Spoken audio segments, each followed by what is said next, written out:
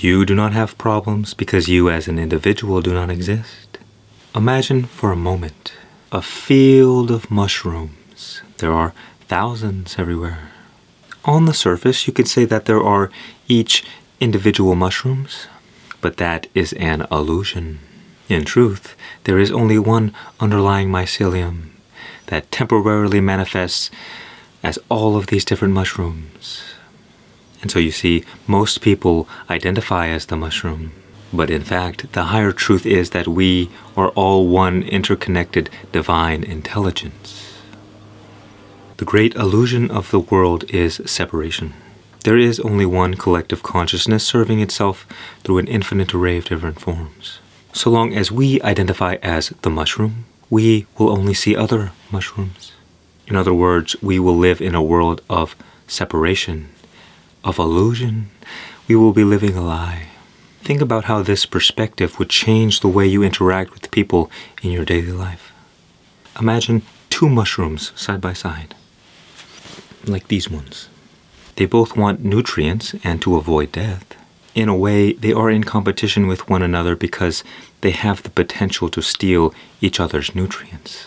If you stay in mushroom consciousness, you will always be judging, fighting, and struggling with other mushrooms.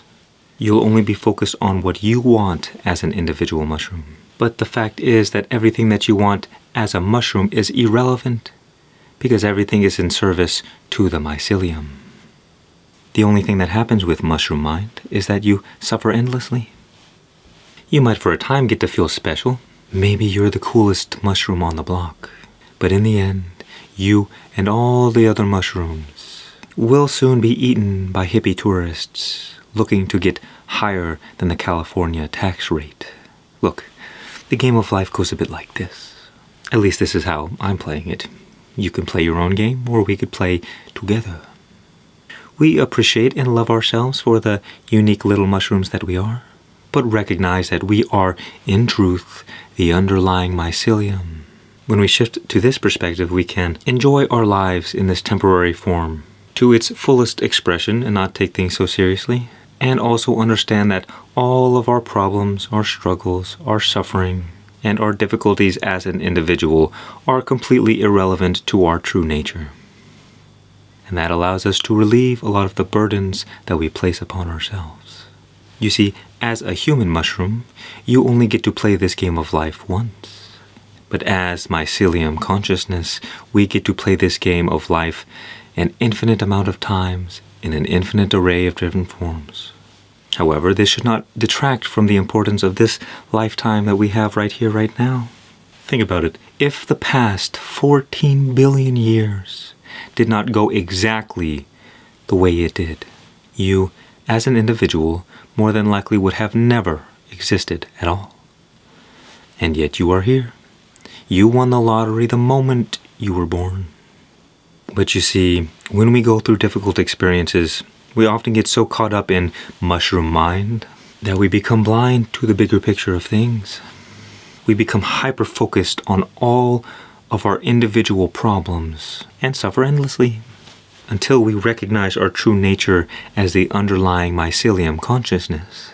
It's easy to get trapped in the illusion of separation and suffer. The best spiritual practice, at least the one that I follow, and I am the best, is simply a constant remembering of this truth. I live my life like every other mushroom. The only difference is that whenever I get too attached to identity, too caught up in my own drama, my own story, I simply take a step back and remember. This recognition, this remembering, dissolves all problems of the individual, because from this paradigm of seeing, the problems are irrelevant because the individual is irrelevant. The paradox or the challenge, like Ram Dass would say, is at one end honoring your incarnation, while at the same time continuing to remember your true nature. When we reject the mushroom for the mycelium, we fall short. These are like the spiritual extremists who seek to escape life and reject their earthly nature. They forget that the point of life is to be lived, not to be escaped. And then when we reject the mycelium for the mushroom, we also fall short. These are the materialists who spend their lives seeking material success and temporary pleasures. All things of the world turn to dust because that is their true nature. And so, in the end, it doesn't matter how much dust you collect, even if you have the biggest sandcastle in the world. The ocean tide will still wash it away with all the other sandcastles with an equal amount of effort, that is none. For me, I'm playing the mushroom and the mycelium game simultaneously, like Mac from Always Sunny. In time, many people will look at me like I'm some kind of spiritual person or some kind of guru, which is fine. I don't blame you. I mean, look at this robe. But this comes with all kinds of expectations and assumptions. And if you think that I am going to hold myself to the expectations of society, you shall be proven wrong, my friend. In fact, if anything, it is my job to destroy these expectations that people have, because all ideas of me are not real. They are imaginary. And I cannot allow you, my friend, to live in a fantasy world. You see, I have no interest in being an ascetic or a brahmacharya, or to live my life by any kind of moral rule book, a list that I have to follow that says, okay, if I do this every day, then I'm a good person. Oh, but if I don't do these things, then I'm a bad person. I find that everything is sacred, and at the same time, nothing is sacred at all.